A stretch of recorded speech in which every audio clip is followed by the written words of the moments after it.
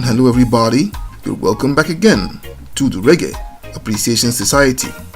The superstars who made up reggae's golden generation in the 1970s were pretty amazing and outstanding characters with unbelievable and dramatic life stories. But the great Jacob "Killer" Miller, the bionic voice of Inner Circle, was simply on a level of his own. Besides possessing one of the greatest tenors in reggae history, he was a phenomenal songwriter and an extremely charismatic stage performer. As a human being, he was a force of nature all by himself. A boundless ball of energy, he was funny, fearless, and as likable as anyone could be. Nothing about Jacob was ordinary. Everything was special, including his intriguing heritage, which boasts of a special lineup of musicians. To begin with, he was born on the 4th of May 1952 in the town of Mandeville in the Manchester parish of Jamaica. Music was literally in his blood, as his mother, Joan Ashman, was a gifted choir singer and pianist, and his father, Sidney Elliott, was also an incredible singer and musician. Jacob's parents' relationship fell apart after he was born, and his father was soon after joined the large number of Caribbean people that moved to the UK as part of the Windrush generation. His dad, Sidney Elliott, moved to England in the mid-1950s, along with his younger brother, Alfred Elliott.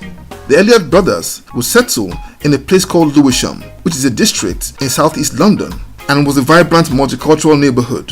While younger brother Alfred went to find work at a factory, elder bro Sidney Elliott would choose to explore his musical talents and would play small gigs to make ends meet at local pubs and clubs.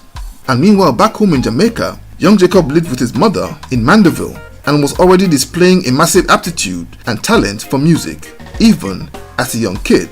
But things were tough for his mother, and in 1960 she moved to the US and settled in New York, which was a top destination for Jamaicans moving to America. So 8-year-old Jacob was sent to live with his aunt in Kingston, who owned and ran a popular hotel on 21 Rousseau Road.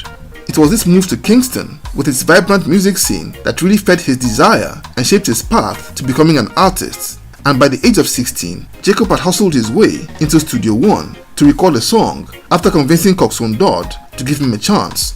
His talent was soon noticed by Augustus Pablo, and after releasing a few songs for Pablo's Rockers label, Jacob's fame began to grow all over Kingston and eventually Jamaica, and he would adopt the name of Miller, Jacob Miller. Meanwhile, over in England, Jacob's dad Sidney Elliott's grind had paid off. After becoming very popular on the nightclub scene in London, he bagged a record deal with a label called Spark and released 2 singles in Strawberry Blonde and Who Dat Girl. Both tracks became very popular in bars and nightclubs all over London and broke into the UK charts in 1969. He soon got a bigger deal with CBS Records and released songs like Desperation, Little Boy Blue, and a couple of others in the early 70s. Sidney's brother Alfred Elliott was living a quiet life as a factory worker in Lewisham and raising his family with his nurse wife Sylvia Elliott. And one of their songs, Maxwell, who was born in 1961, was by then showing signs of the musical energy synonymous with the family, as he was already singing with the choir at his mom's local church. His mom, Sylvia Elliott, incidentally came from the same neighborhood called Ballard's Valley in St. Elizabeth's Parish in Jamaica, where the Elliott brothers had grown up, and the place where she had met Maxie's father.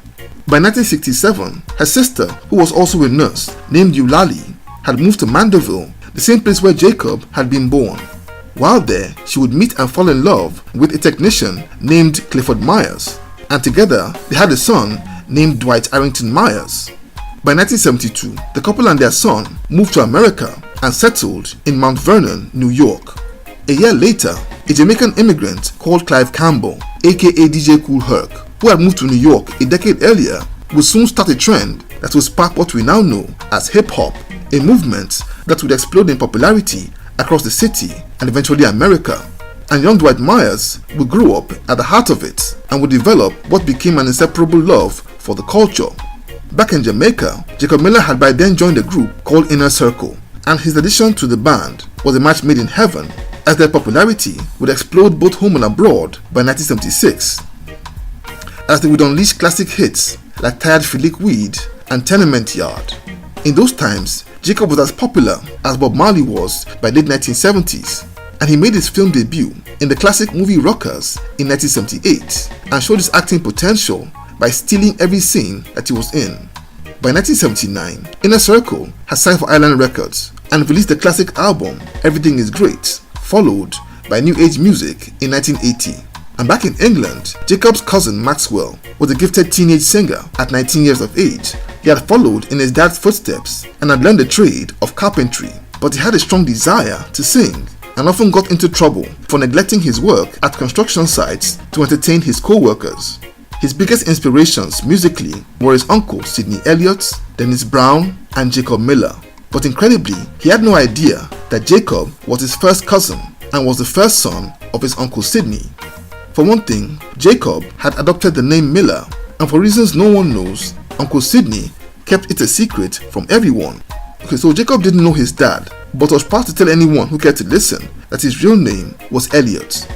However, in February 1980, Sidney Elliott broke the news to his brother Alfred and family that the superstar singer Jacob Miller was indeed his son. The then 19-year-old Maxie's mind was blown to learn that his idol was also his cousin, and this inspired him to put in more effort towards his musical career, and certainly he must have had dreams of meeting his famous cousin one day. But tragically, about a month later, Jacob Miller would pass away in a ghastly car accident alongside his son in March 1980. This terrible tragedy was stunned Jacob's family, the music world, as well as the Elliott family over in England.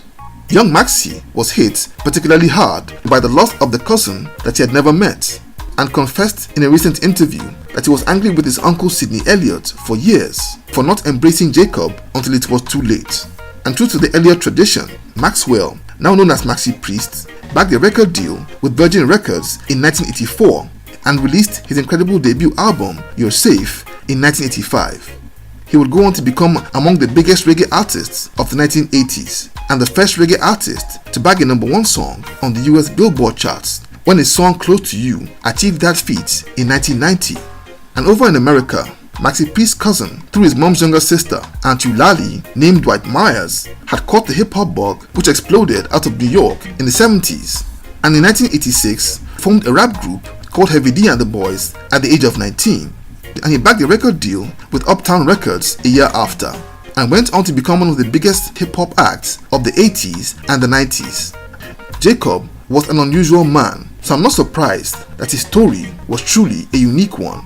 And that, my dear viewer, was the tale of the amazing family tree of Jacob Killer Miller. So there you have it. Thank you for watching this video today. Please leave a like, subscribe, and until next time, God bless.